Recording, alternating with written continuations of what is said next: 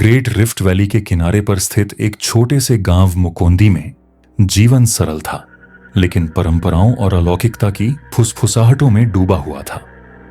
गांव वाले अक्सर इमिमोया यामाडलॉजी के बारे में बात करते थे, पूर्वजों की आत्माएं जो हमारी रक्षा करती थीं, लेकिन रात के अंधेरे में पनपने वाली अंधकारमय संस्थाओं की कहानियां भी थीं। मैं उन कहानियों को सुनकर बड़ा हुआ, लेकिन मैंने कभी उन पर विश्वास नहीं किया, यानी ब्लड मून के वर्ष तक। यह तब शुरू हुआ जब हमारे गांव की सबसे खूबसूरत लड़की जुबैदा पड़ोसी पहाड़ियों में एक अमीर परिवार में शादी करके लौटी। वह 2 साल से गायब थी और किसी को भी उसे फिर से देखने की उम्मीद नहीं थी। लेकिन एक शाम जब सूरज ढल गया और सवाना नारंगी रोशनी में नहा गया, तो वह गांव के किनारे दिखाई दी। जुबैदा वैसी ही दिख रही थी, नहीं, वह और भी खूबसूरत लग रही थी। उसकी त्वचा पॉलिश किए हुए आबनूस की तरह चमक रही थी।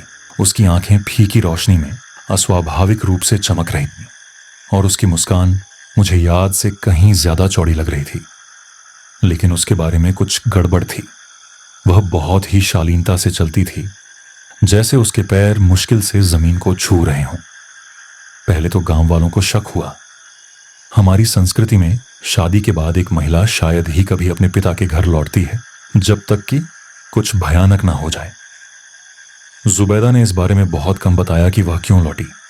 बस इतना बताया कि उसका पति बीमार पड़ गया था और मर गया था। उसके पिता बाबा जुमो ने उसका खुले दिल से स्वागत किया, लेकिन उसके लौटने से हलचल मच गई। लोग फुसफुसाते हुए कहते थे कि वह कितनी अजीब लग रही थी, कैसे उसकी आंखें सबसे अंधेरे कोनों में भी चमकती थीं और कैसे उसकी परछाई कभी कभी उल्टी दिखती थी, मानो वह अपने आप चलती हो। उस पहली रात कुछ अजीब हुआ। चिपो, एक विधवा जो गांव के किनारे पर रहती थी, चीखते हुए उठी।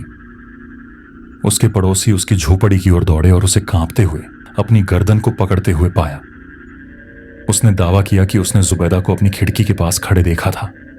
उसकी आंखें लाल हो रही थीं। बुजुर्गों ने इसे एक बुरा सपना समझकर खारिज कर दिया, लेकिन चिपो अगले दिन अपनी झोपड़ी से बाहर चली गई और गांव के किनारे पर रहने से इनकार कर दिया। कुछ ही समय बाद पशुधन गायब होने लगे। बकरियां और मुर्गियां मृत पाई गईं, उनके गले फाड़ दिए गए और उनका खून बह गया। गांव वालों ने रात में अपने जानवरों को बंद करना शुरू कर दिया, लेकिन इससे कोई फायदा नहीं हुआ। जो भी उन पर हमला कर रहा था, वह हमेशा कोई न कोई रास्ता ढूंढ ही लेता था। एक शाम बुजुर्गों ने गांव की एक सभा बुलाई। बाबा जुमो गुस्से में थे। उन्होंने सभी पर अपनी बेटी के बारे में गपशप करने का आरोप लगाया। उसने बहुत कुछ सहा है, वह चिल्लाया, उसका सम्मान करो। लेकिन गांव के सबसे बुजुर्ग व्यक्ति एल्डर कोफी खड़े हुए और बोले, जुमो, उन्होंने धीरे से कहा, हमें सच्चाई पर विचार करना चाहिए, भले ही उसका सामना करना कठिन हो। आपकी बेटी की वापसी ने इस गांव में बेचैनी ला दी है। रात में अजीबोगरीब चीजें होती हैं और लोग डरे हुए हैं। जुबैदा, जो चुपचाप बैठी थी, अपने पैरों पर खड़ी हो गई। मैं आपकी दुश्मन नहीं हूं, उसने कहा। उसकी आवाज नरम लेकिन दृढ़ थी। अगर आपको मुझ पर शक है तो मैं चली जाऊंगी। उसके शब्द ईमानदार लग रहे थे, लेकिन उसकी आंखों में एक चुनौती थी। वह एल्डर कोफी को तब तक घूरती रही जब तक कि उसने अपनी नजरें नीचे नहीं कर लीं। मैं 1 हफ्ते बाद जो हुआ उसे कभी नहीं भूल सकता। यह चांदनी रात थी और हवा भारी लग रही थी, जैसे आसमान ने अपनी सांस रोक रखी हो। मैं सो नहीं पा रहा था, इसलिए मैं अपनी झोपड़ी के बाहर बैठा रहा, झिंगुरों की आवाज और दूर से लकड़बग्घों की चीखें सुन रहा था। तभी मैंने उसे देखा। जुबैदा गांव से गुजर रही थी। उसकी सफेद पोशाक अंधेरे में हल्की चमक रही थी। पहले तो मुझे लगा कि वह कुएं की ओर जा रही है, लेकिन फिर वह कोफी की झोपड़ी के पास रुक गई। वह एक पल के लिए वहीं खड़ी रही, बिना हिले डुले। फिर मुझे यह देखकर बहुत बुरा लगा कि वह लगभग किसी जानवर की तरह नीचे झुक गई और उसकी छत पर कूद गई। उसकी हरकतें असंभव रूप से तेज थीं। मैं अपने चाचा को जगाने के लिए भागा, लेकिन जब तक हम वापस आए, जुबैदा जा चुका था। कोफी की झोपड़ी में भयानक सन्नाटा था और जब हमने दरवाजा खटखटाया तो कोई जवाब नहीं मिला।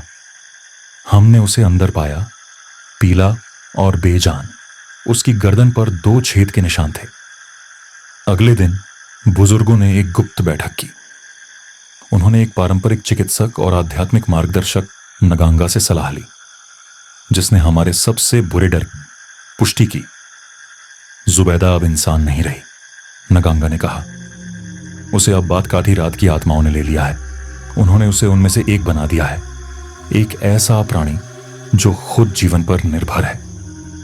बुजुर्गों ने फैसला किया कि जुबैदा का सामना करना होगा। उन्होंने पवित्र जड़ी बूटियों, भाओबाब के पेड़ की राख और शेर की हड्डियों से बने ताबीज से जुड़ी एक रस्म तैयार की। नगांगा ने हमें चेतावनी दी कि यह रस्म तभी काम करेगी जब जुबैदा को बिना किसी चेतावनी के पकड़ा जाएगा। उस शाम पूरा गांव बाबा झुमो की झोपड़ी के पास इकट्ठा हुआ। जुबैदा बाहर निकली। उसकी मुस्कान हमेशा की तरह चमक रही थी, लेकिन जब उसने नगांगा को देखा तो उसका चेहरा बदल गया। तुम्हें लगता है कि तुम मुझे रोक सकते हो? उसने फुसफुसाते हुए कहा। उसकी आवाज अब नरम नहीं बल्कि कर्कश और धमकी भरी थी। उसकी आंखें लाल हो गई थीं और उसका शरीर लहरा रहा था, मानो वह किसी राक्षसी चीज को रोकने के लिए संघर्ष कर रहा हो। नंगा ने पवित्र जड़ी बूटियों को आग में फेंक दिया, जिससे एक गाढ़ा तीखा धुआं पैदा हुआ। जुबैदा चिल्लाई, एक ऊंची आवाज जिसने मेरी रीढ़ को सिहरन पैदा कर दी। वह नंगा पर झपटी, लेकिन उसने एक ताबीज पकड़ा और वह सांप की तरफ फुफकारते हुए पीछे हट गई। इस गांव को छोड़ दो, नंगा ने आदेश दिया। तुम्हारा जिंदा लोगों के बीच कोई स्थान नहीं है।